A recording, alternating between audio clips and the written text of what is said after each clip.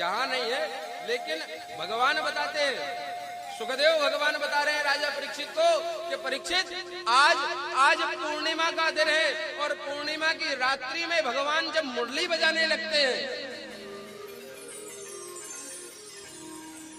तो जितनी भी गोपियां हैं पूरे ब्रज की, जिन जिन के कानों में वो मधुर बांसुरी की तान जो पड़ी है, सब बेसुध हो गए,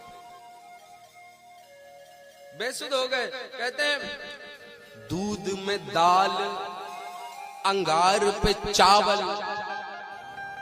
ध्यान नहीं है क्या कर रहे हैं? दूध में क्या डाल दी? दाल।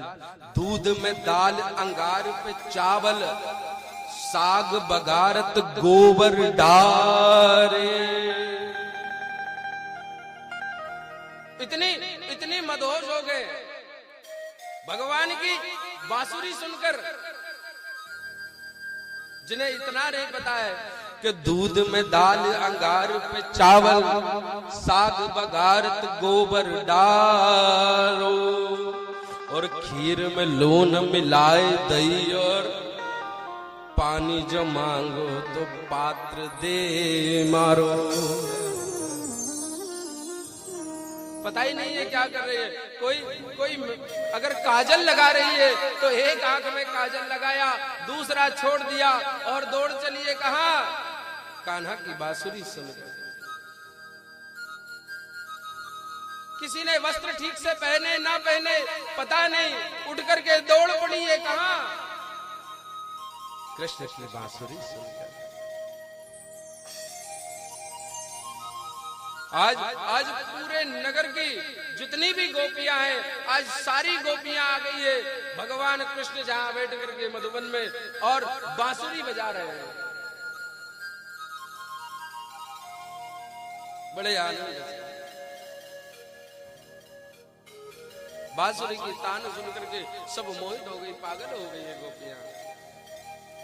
भगवान कहते हैं अरे अरे गोपियां, स्वागतम तो महाभागा प्रियताम किम कर्मिणाम वा। आइए आइए गोपियां, तुम्हारा स्वागत है, लेकिन किम करना, किस कारण से आई हो ये तो बताओ। अर्धरात्रि हो रही है और रात्रि में तुम सब अपने पति को छोड़ करके और यहां आ गई। सब मन ही मन गोपियां कहती तो अरे कान्हा, तुमने ही तो बांसुरी बजा के बुलाया है। कन्हैया कहते हैं, बोले इतनी रात्रि को ना स्त्रियों को घर से बाहर जाना नहीं चाहिए।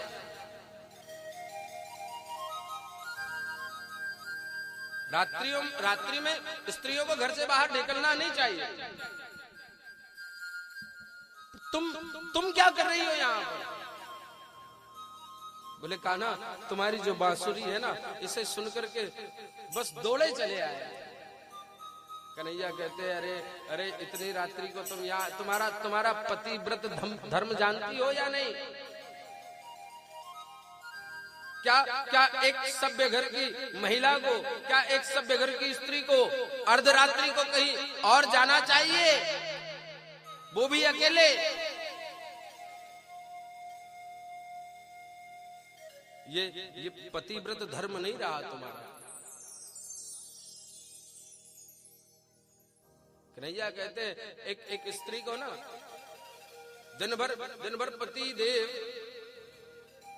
थके हारे आए आकर के और बैठ गए, और संयोग से अपनी स्त्री के, अपनी पत्नी के घुटनों पर सर रख करके सो गए,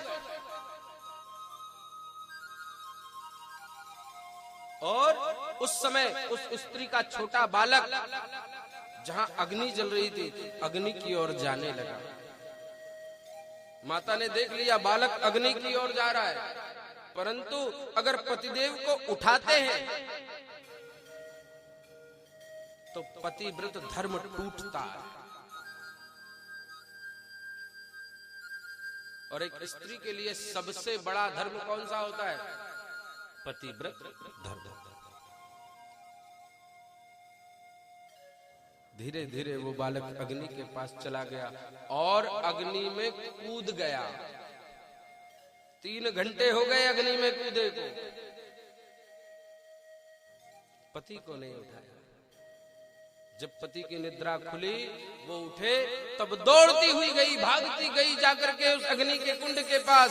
वहां देखा तो बालक अग्नि में भी इस तरह खेल रहा है जिससे फूलों पर खेल रहा है। ये भगवान, ये पतिव्रत धर्म का पुण्य है।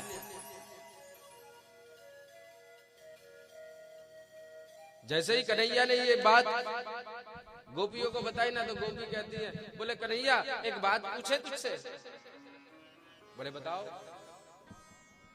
अगर किसी का पति घर से या शहर से बाहर चला जाए और एक प्रतिमा, एक मूर्ति दे जाए कि जब तक मैं ना हूं इस प्रतिमा का पूजन कर लेना, पतिव्रत धर्म निभ जाएगा, तो इस प्रतिमा का पूजन करना।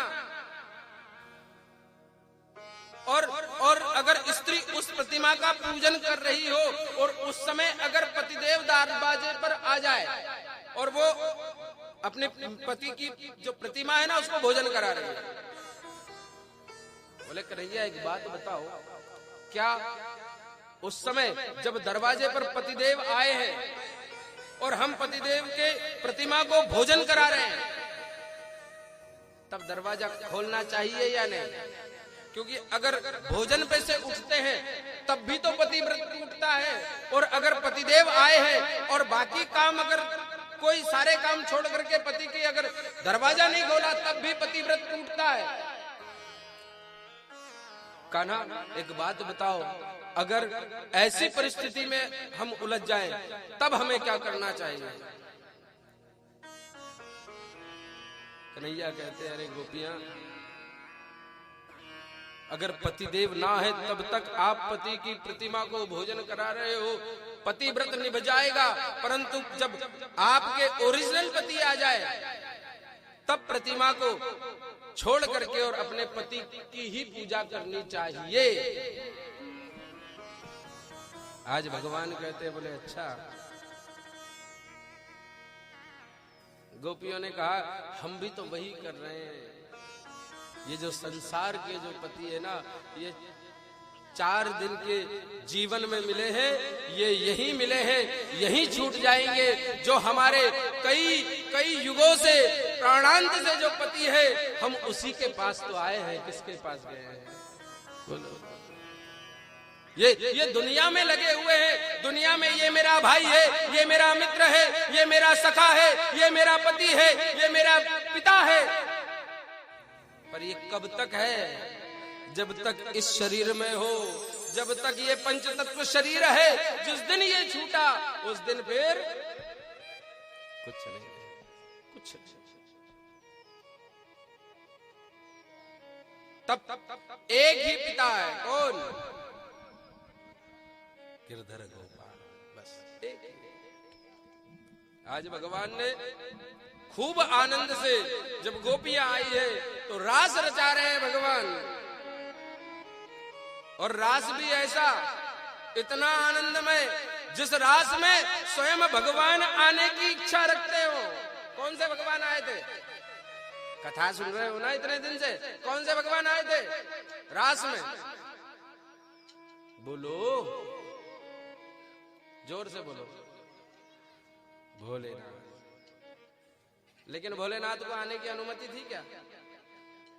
क्यों? क्योंकि रास में तो सिर्फ गोपियां होती है, स्त्रियां होती है। पार्वती जी तैयारी हो गई, मैं भी जाऊंगी भगवान रास में। भगवान ने पूछा, अच्छा रास कैसे होता है? बोले भगवान मैं तो जाऊंगी, कन्हैया रास रचा रहे हैं।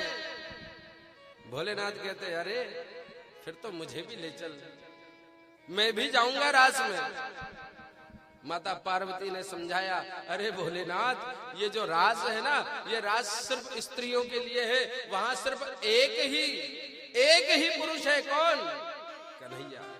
बाकी सब स्त्रियां हैं। भगवान कहते बोले अच्छा वहां कोई स्त्री नहीं जाती, वहां कोई पुरुष नहीं जाता? बोले नहीं। एक काम कर, थोड़ा सा मुझे भी सजा दो, मैं भी साड़ी ओढ़ करके चलूंगा और भगवान के रास में आनंद करूंगा, मैं भी आनंद करूंगा। भगवान भी तैयार हो रहे हैं, सज रहे हैं, सवर रहे हैं, लिपस्टिक लगा रहे हैं। नहीं, क्या लगा रहे हैं? कौन सा भजन? आज भगवान के रास में स्वयं। अच्छा, आप लोग भी रास में जाना चाहते हो? कौन कौन जाना चाहता है? हाथ खड़ा करो। भगवान अगर रास रचाए और भगवान के रास में ना जा पाओ, बोलो, और वो भी रास यहां रच रहा है और इस रास में भी नहीं पहुंच पाए ना, तो फिर भाग्य फिर तुम्हारे क्या है? बोलो, आपके भाग्य में नहीं है? वो शिव गोपी रूप बनाया, भोला रास रचाने आया। शिव गोपी रूप बनाया, भोला रास रचाने आया। वो शिव गोपी रूप बनाया, महारास रचाने आया। जो लोग नृत्य करना चाहते हैं वो खड़े हो जाओ, खड़े होकर नृत्य करो। देखिए, आपको एक बात बता दें, आज समय पहले ही कम है। अगर आप लोग नृत्य करना चाहते हो तो 10 मिनट का रास रचा लेते हैं, अन्यथा कथा को आगे बढ़ाएं।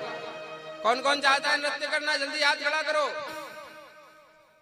जल्दी खड़ा करो। गोपी का भेष बनाया,